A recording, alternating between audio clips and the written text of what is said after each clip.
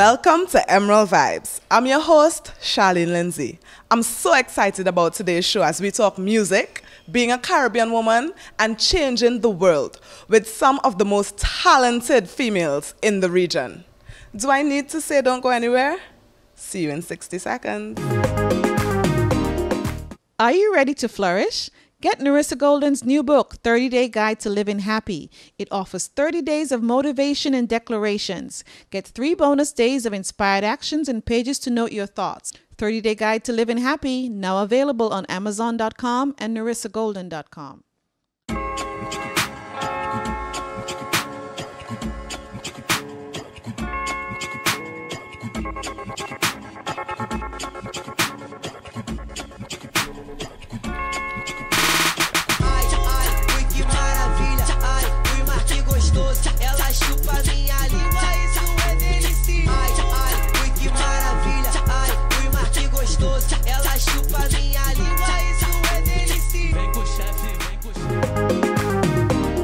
Now in my other life, when the cameras aren't rolling, you might catch me singing a soca song or two. But for these ladies, calypso or kaiso is their business.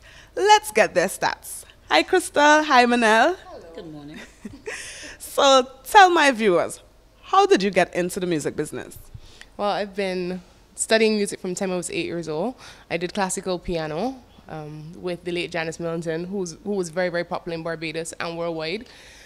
Then I went on to do my associate degree in music, and ever since then I've been entering the National Independence Festival of Creative Arts, which is NIFCA in Barbados, and I've just been entering that for 11 years, and then I came into calypso. I've been writing and arranging for the Junior Monarchs. Have a couple crowns which I've written and arranged. Okay. Then I decided to do calypso in 2007, and from 2010 I've been a finalist until this year. Came second last year, third this year. Okay, interesting. So if you haven't picked up by the accent or the stats, she's from Barbados and the highest ranked Bajan female. So she's representing Barbados. And Manel? Good morning. How are you? I'm fine, thank you. Tell us how you got into music. I got into music by just going into a competition. I was in St. Lucia, and it was a competition with karaoke in there. And this band manager saw me, and he was like, I should pick on you, you know. And then after that, we started traveling, going to... The name of the band was Magic Circle. Okay. And we started traveling, and I've been in that for years. But in the calypso arena, I've been there for 8 years now, from 2007. So because we know what it is. Manel is from St. Lucia, and I think Crystal arranges or writes some of your songs as well? Not mine. I do my writing sometimes, okay. My grooving, my soca. And in 2007, I started with 2 songs, but it didn't bring me to the competition, that the semi-finals. Okay. But when Nayam Jean-Baptiste wrote 2 for me, I made it straight to the finals, and then I won that first year. So you have actually won the crown in St. Lucia? Yeah, 3 times. Excuse me. Second among 9 men this year. I came 11 points away from the winner. Stick with us. We'll be right back with more Girl Talk. All year long you floating around R&B reggae. Your station does stifle me song I hardly get. Hey, you play me like a fool with horn. When my season's done you gone. No, no. Don't trick I so I deserve much more than that, 'cause I would do anything for you just to get your loving. Sleepless days and nights I just go through, give you my best song to make you king. And who has said the things you afraid to say? Praise and blame the government of the day. All that I do it for you, you ungrateful.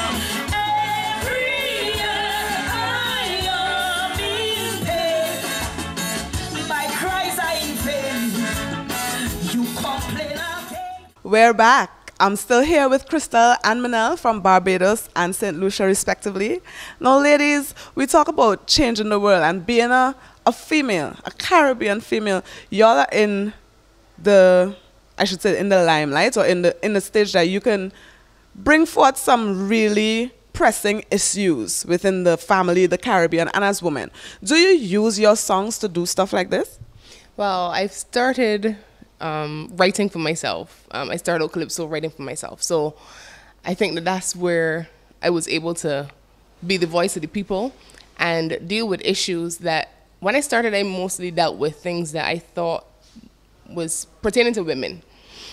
However, over the years, I've realized that women mostly deal with like child abuse, sexual abuse, domestic violence. I mean, it's not a bad thing, but I found that men win crowns with political songs, and sometimes women are afraid to tackle those issues. So for the past 2-3 years, I've been doing that and being very successful in my competition back home.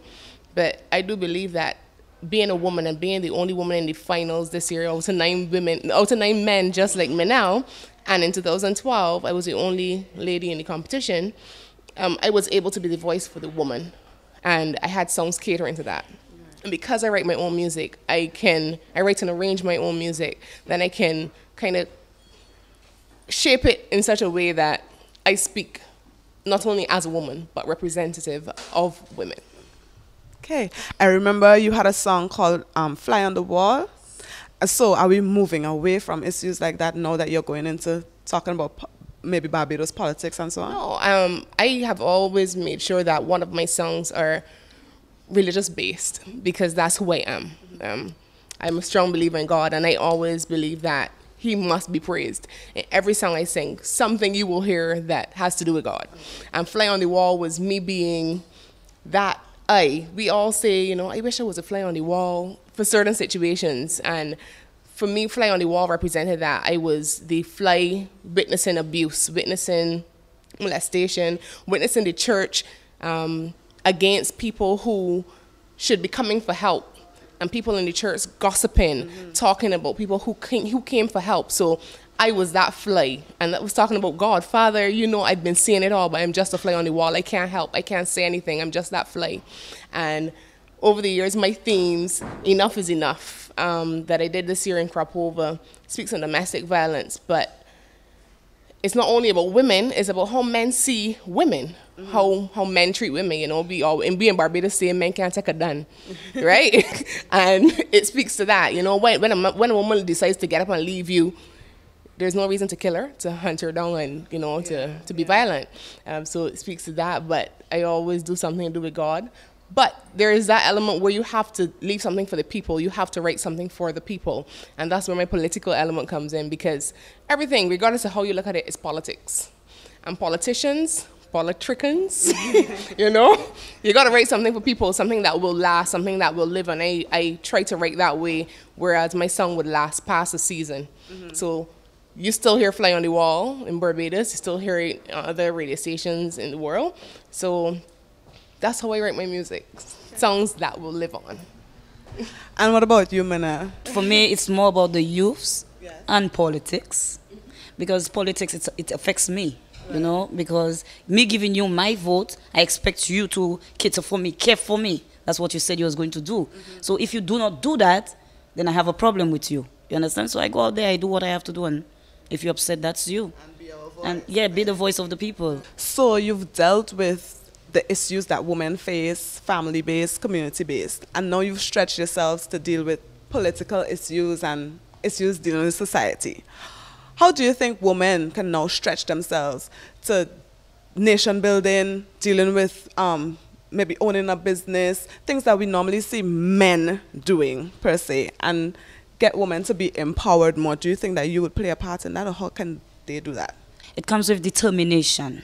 When I say determination, you have to be strong, strength, and education. And I know as a woman, you're bound to make it. Support from the family, support from your community, and that's what makes a woman. Respect.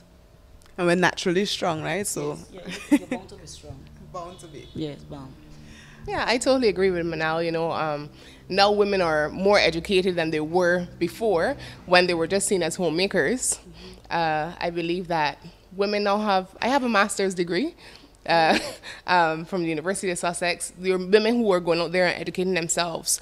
And we need to start seeing ourselves not as commodity. we need to start seeing ourselves as assets, as people who can lead. Women are now becoming prime ministers. Women are ministers. We need to start seeing ourselves as that. And Enough is Enough speaks to that too, because I got to say that, because we talk about physical abuse, but mental abuse. And if people keep telling you mental abuse doesn't mean that the person is being, like a man is being told anything that somebody tells you and it plays on your mind constantly, that is mental abuse, and it keeps going. If somebody keeps telling you, you know, you're an idiot, you're an idiot, you're an idiot, you start to believe that. But I think that women need to start uplifting themselves, because it starts from here, it starts from you. And as you start doing that, then it pours out and people start respecting you. People start seeing you for you. There you have it. When we return, more girl talk. Listen careful. The point I'm gonna right between my eyes. Playing Russian roulette with me. If you can't get me, no man can have me. The last words I hear him say. As my ears on flash before my eyes. This bullet will fill my bed.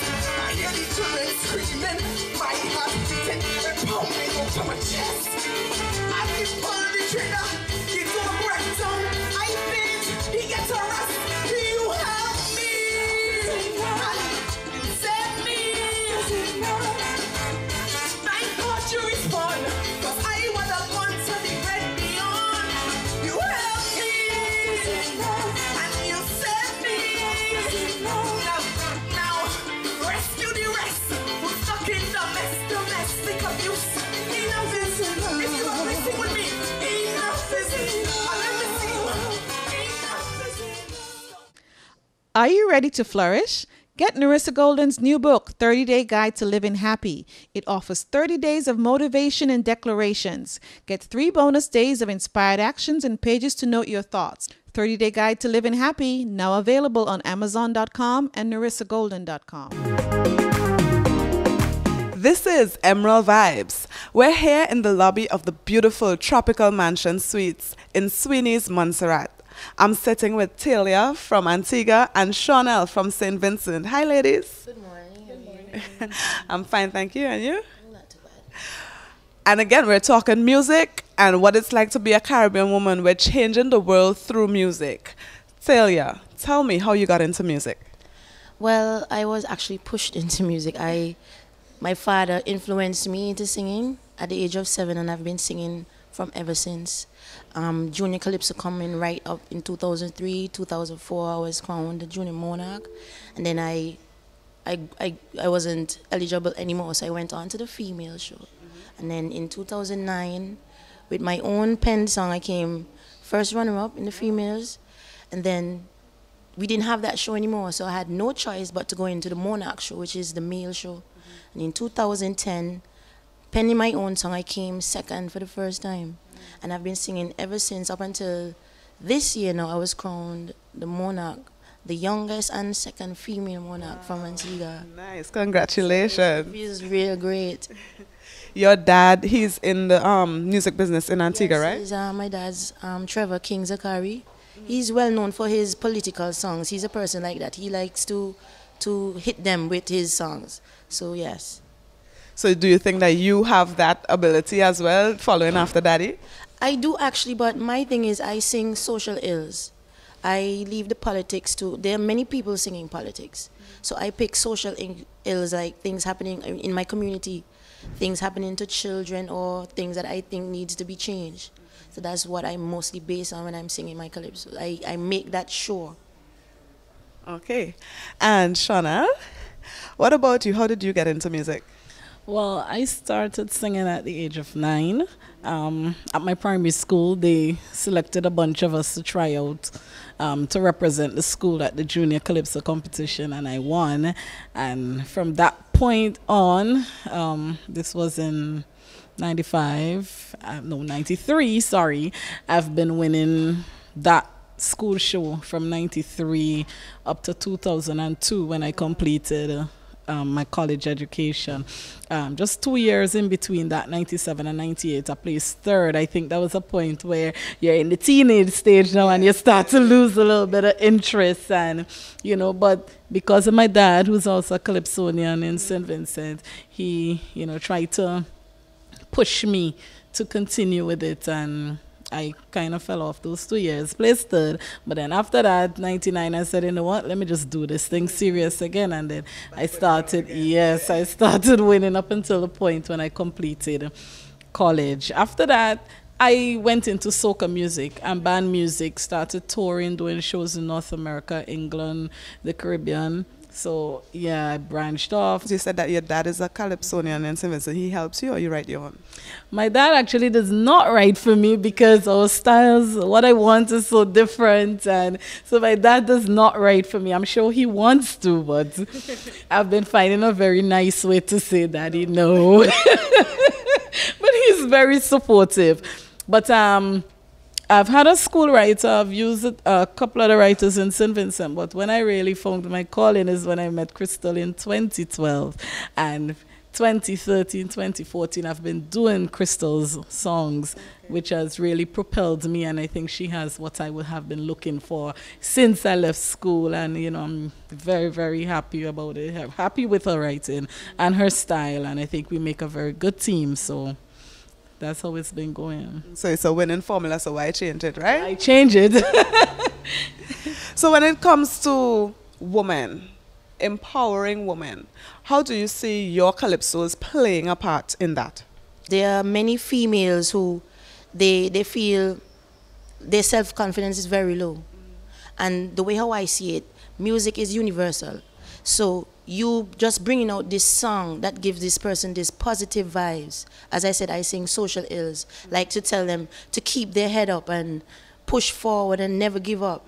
So that's how I see it. That's how I like to put out my music, so I feel it could help somebody else except me. Because it does help me, because I love singing and I love my music and it makes me feel great. But I would like to do that through my music for other females to help them in some way.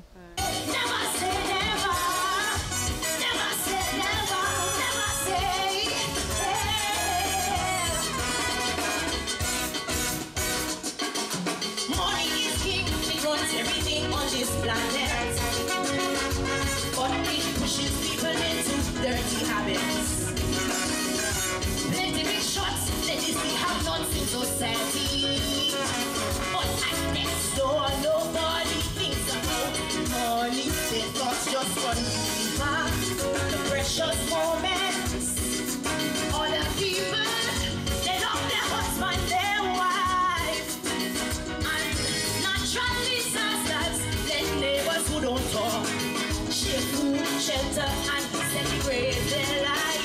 Oh yes, and expose the hypocrisy behind the strife. Never say never.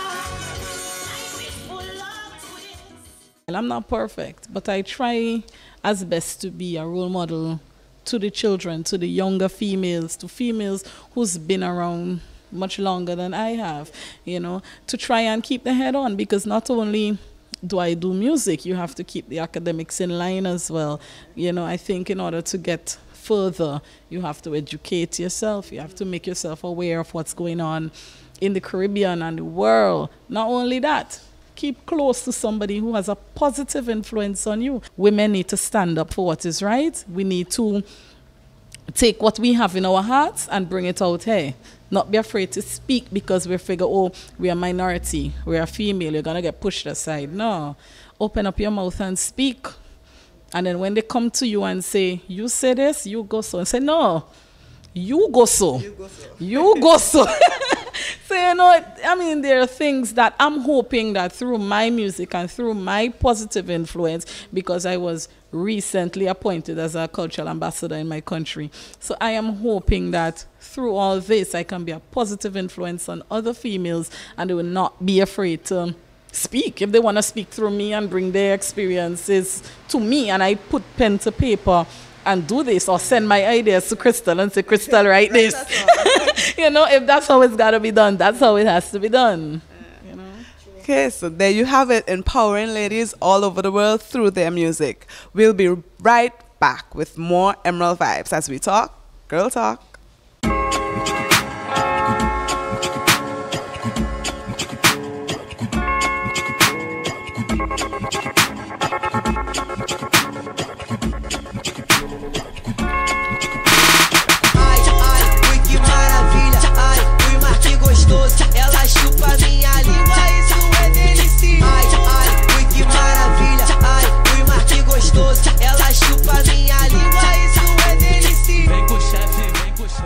Here's more great music.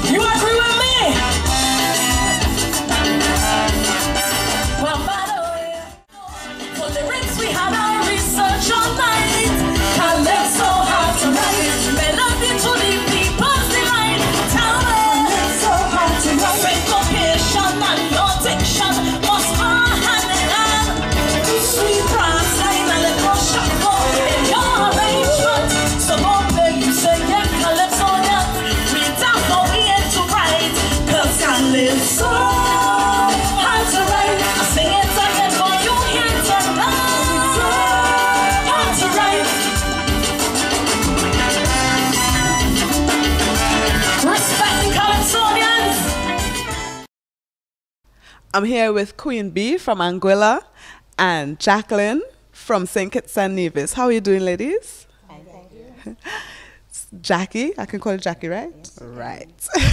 How did you get into the music business? I started in St. Kitts as a junior calypsonian, and I have been singing ever since. Don't ask the age, please.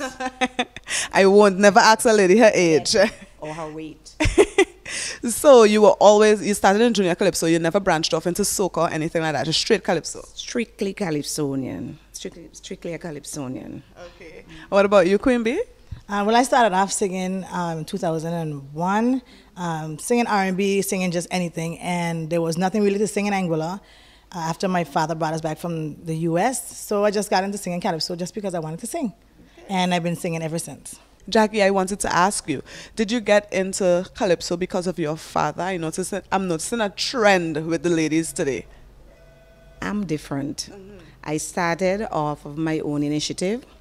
Never had anybody influencing me apart from listening to people like Sparrow, Rose, Chalkless, and those kind of calypsonian.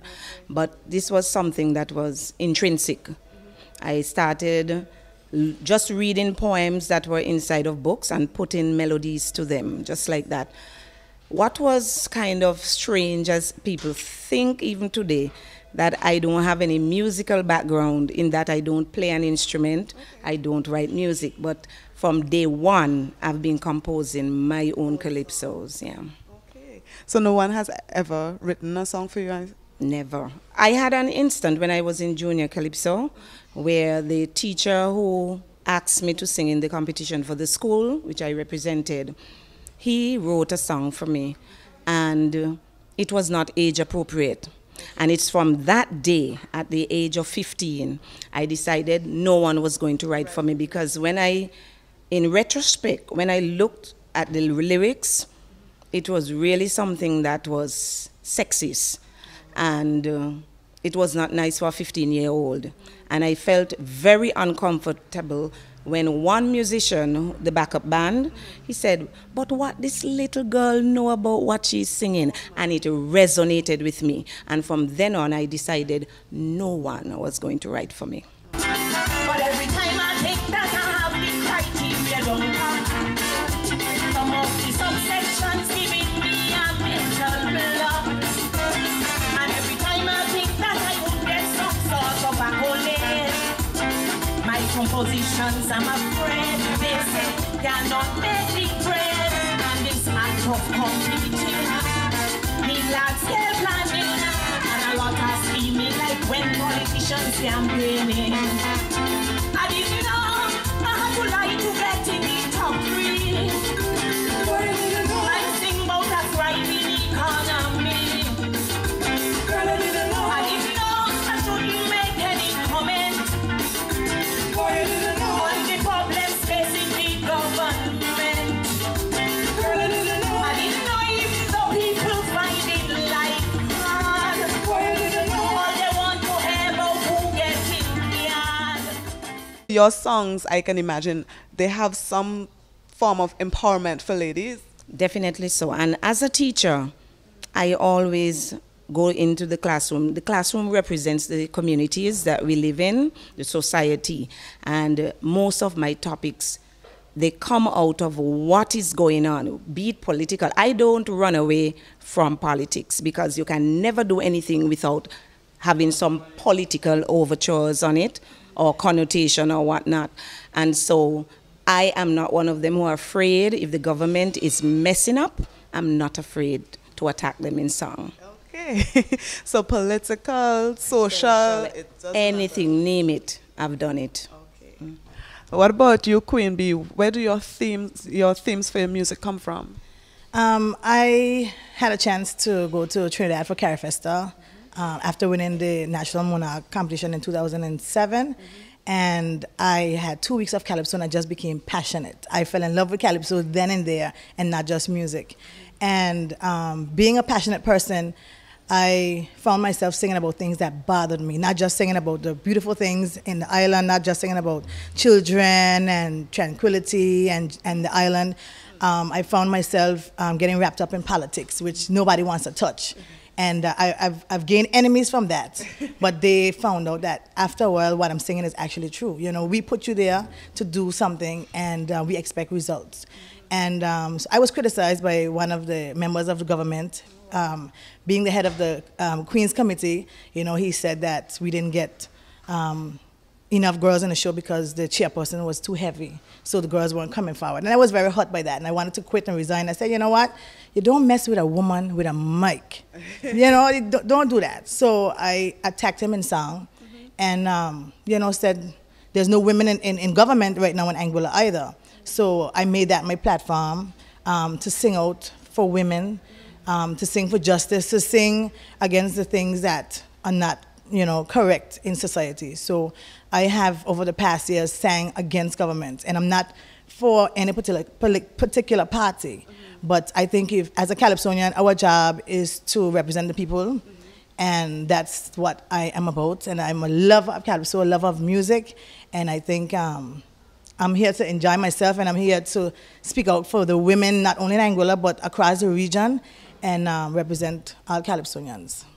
I just use Calypso as a stepping stone to do anything I want to do. I see myself being the next Chief Minister of Anguilla in 2020. I see myself running for politics. I don't see anything as a barrier, and I think barriers are meant to be moved. So young women, don't let anyone stop you from doing anything you want to do. Barriers are meant to be moved, and we are here to move them, and we're not going to let men keep us down. You know, not bashing the men, but, you know, it's an equal society, and if you would like to have your rib back, you know, we can arrange that as well.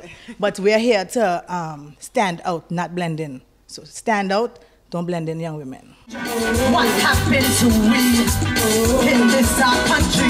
Something strange with this generation. Something strange, something sure not right. Something strange, destroying our children. Something strange, cause all they want to do is fight. Something strange with our youngsters, like the world they want to conquer. Something strange in that neighborhood, everyone crying out murder. Then I hear the sound of exploding guns, and no one wanted to blame. Things are not how they used to be. And that's something strange, something strange, something strange.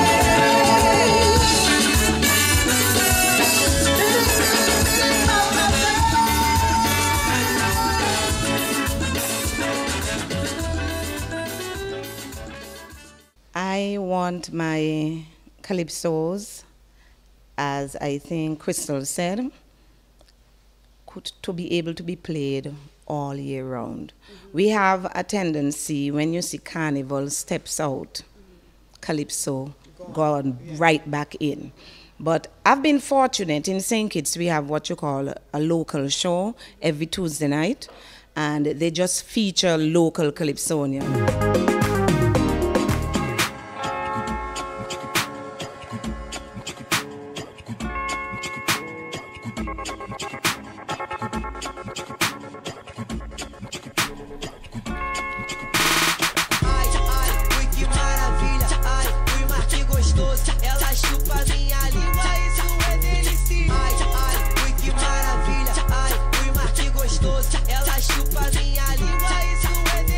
Vem com o chefe. There you have it, 6 talented females throughout the region. They're singing calypso, they're doing their thing, their love for Kaiso, their love for the arts, their love for women, young women, empowering our community, our families. It's Girl Talk on Emerald Vibes. Are you ready to flourish? Get Narissa Golden's new book, 30-Day Guide to Living Happy. It offers 30 days of motivation and declarations. Get 3 bonus days of inspired actions and pages to note your thoughts. 30-Day Guide to Living Happy, now available on Amazon.com and NarissaGolden.com. I'd like to say thank you for all the great feedback and love shown for Emerald Vibes online. It's always a pleasure to be with you. I'm your host, Charlene Lindsay, and remember, keep the vibes.